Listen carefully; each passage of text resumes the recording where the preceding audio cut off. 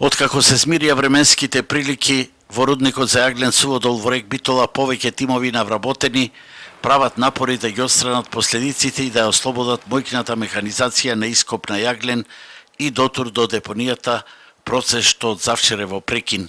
Во моментов на депонијата има резерви од 75.000 тони јаглен, што е доволно за 10-дневно работење на активниот термоблок.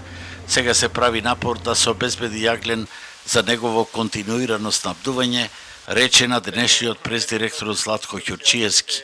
Меѓутоа големите багерски единици се заглавени во поплавените јагленокопи.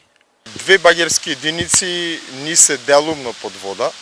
Тоа е КАУ-300 со својот претоварен уред и 632 со својот претоварен уред. И таму ни се фактички главните напори концентрирани за истите да ги ослободиме, да ги транспортираме на одредена позиција и да можат веќе да даваат јаглен согласно потребите.